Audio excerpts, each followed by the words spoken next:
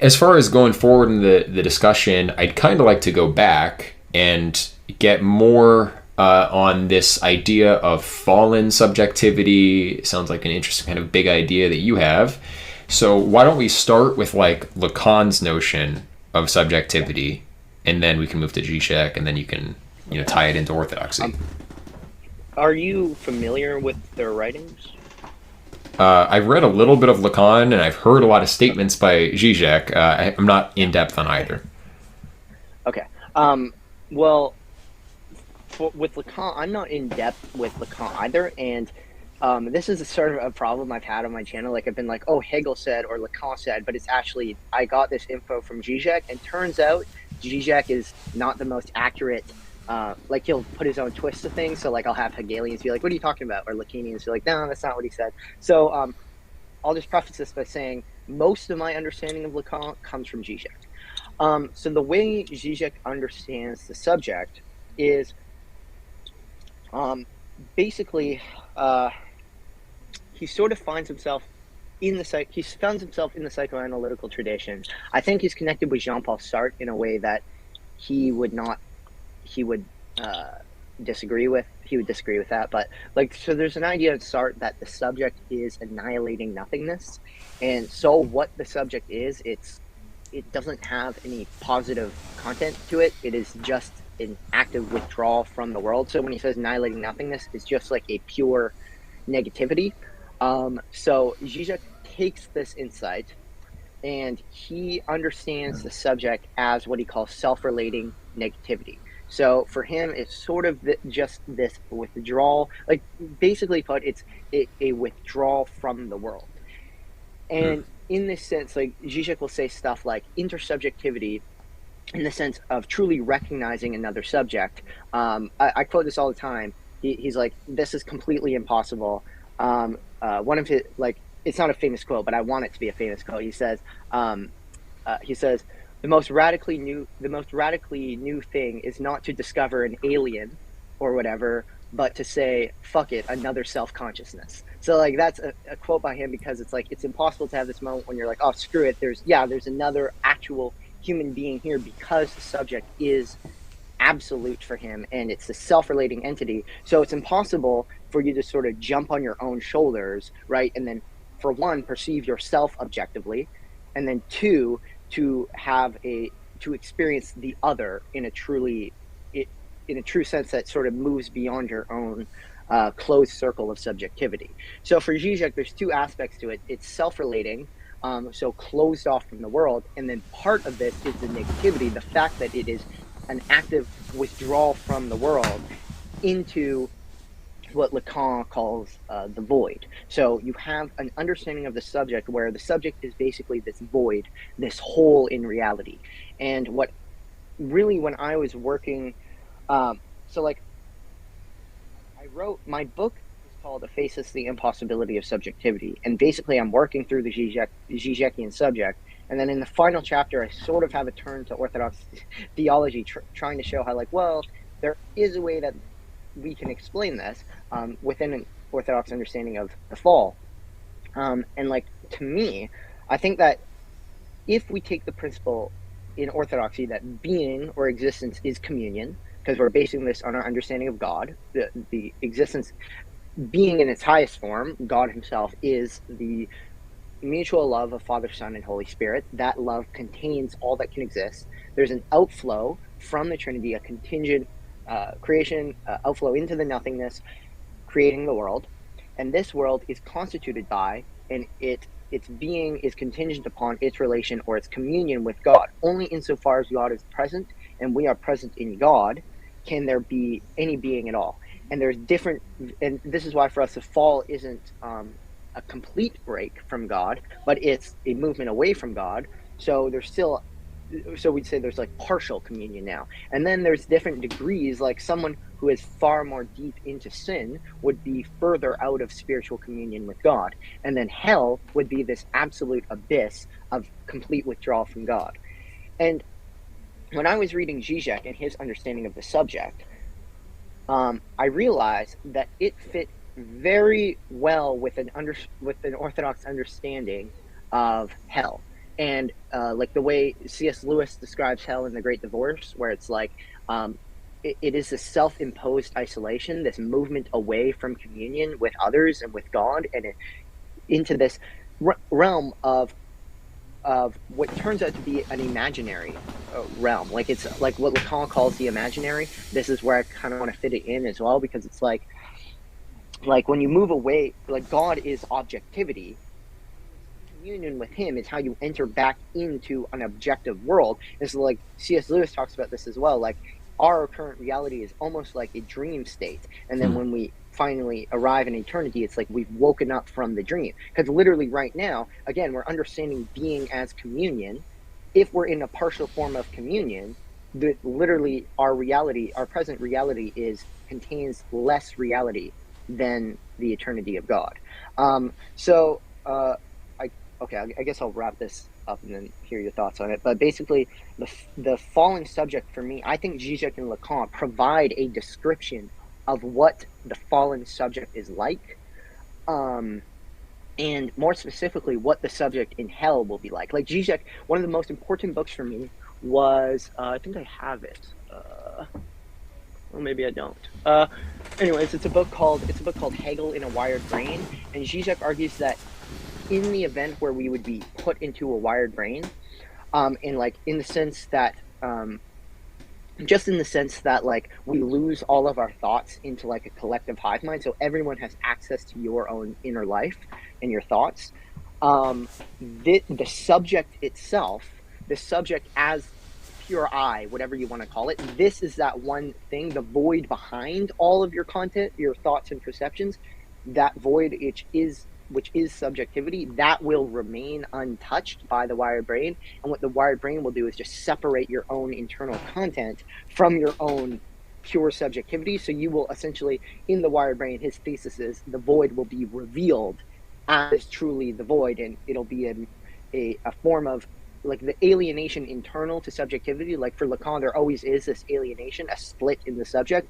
In the wired brain, because the content will be separated from the subject itself, the alienation will be fully visible. And for me, I just think like we just should take Zizek's understanding of the wired brain, like in the void being fully actualized in the wired brain, and I'm basically willing to just say, yeah, let's just swap that out with hell. Like hell is where you are divided from the world, and then so divided from God in the world that this division actually becomes the self-division.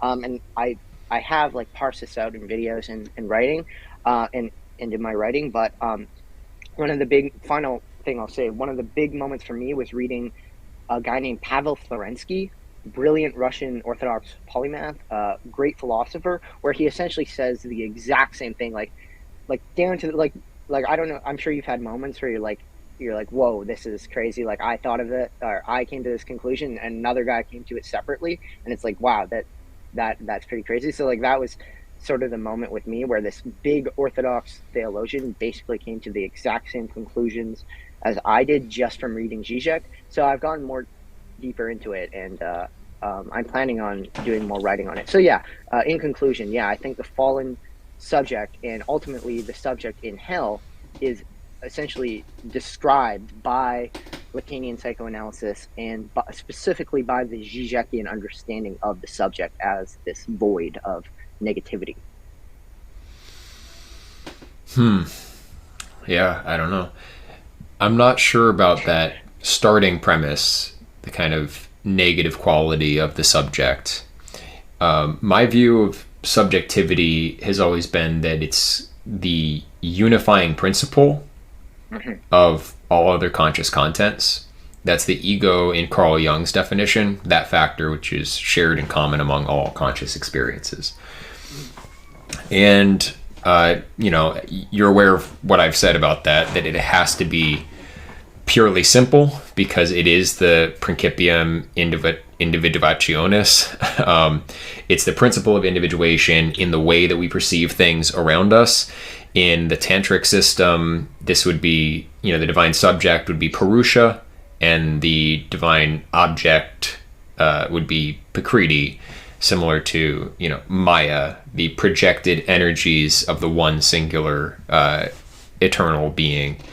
So that the idea that the subject is an essential negation, for me, is not very appealing, just because I don't see the explanatory value. The reason I came to the idea that the subject has to be simple, I think you're aware of my argument for. It's what I just said, but then also, like, it is the distinguishing feature that sets consciousness apart from unconscious systems. You know, like in Leibniz's mill, that thought experiment, you walk in this vast, complex apparatus that it's designed to, it uses Leibniz's calculus or whatever, universal calculus, and comes up with a bunch of propositions or computes propositions or whatever. You go in there and you see how all the pieces connect, but where is the mind? You know, what is it that makes a mind and not just some vast network of interrelated systems? And I think there has to be a unitative quality, and you know, that is what subjectivity is like. It's the combination of the one and the many. And I think the one there can only come from a higher unifying principle, because I'm a Platonist, not just because this is what Plato says, but because, like anything here that we can characterize in the name of some pattern that we observe, some form, is instantiating a more universal principle, and that more universal principle, in having a wider existence, in a way has a greater degree of reality, kind of echoing what you were saying before about like this realm being a dream state. Well, Plato says the same thing about this realm, right? The forms have a greater degree of reality than this world. And so unity, you know, qua unity, has a reality prior to my subjectivity, prior to me counting, prior to any countable one, or any instantiation of a unity is unity itself. And I think if you combine those two arguments together and say that the core of subjectivity, that which unites everything else into one perception, that thing has to be fundamentally simple, and also it has to derive its nature from a prior unity. Well, then there's no other way for it to go. Then they have to converge on the one singular being, or the thing beyond being, underlying all subjectivity and all unified states. Every unity is a good. Unities qua unities are goods, and therefore emanate from God, which is one and good, the first God, the one in Platonism. Of course, they acknowledge other aspects of divinity, but I mean, even Joseph Campbell, you know, and other perennialists will kind of admit that. People will say Hindus are polytheists. Like, yeah, sort of. I mean, they recognize many faces of one fundamental divine nature. Of course, Hindus aren't completely in agreement on that, so I don't want to overgeneralize, but certainly for Advaita Vedanta. So those are the reasons why I posit a unitive quality as like the distinguishing feature of consciousness and subjectivity.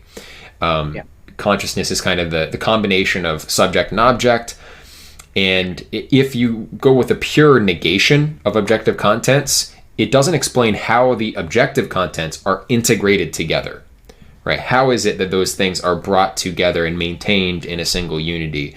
I've also thought about it in terms of like fractal structures. You know, fractals contain in each part the whole of themselves, right? Holographs also have this property, and there's good evidence now in modern physics suggesting that there is a holographic quality to the cosmos as a whole. Of course, that's no surprise for someone who's familiar with the philosophy of Leibniz. That's the whole idea of the monadology. Monads are these kind of holographic units that reflect all other subjectivities, all other aspects of the world, but unified in a particular way. And that's the distinguishing feature. Not the information that each contains, because each contains all, but it contains all in a particular proportionality that defines this monad as opposed to another monad. So that all makes sense to me, and it explains how the many in consciousness is brought into a unity. So any other theory of consciousness, or subjectivity rather, I would kind of require to address that same Yeah. issue. I want to fix the. I'm going to close my curtain. This like Sure. crazy light is Sure. coming in.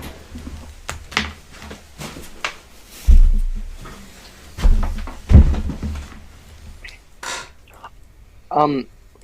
Well, okay.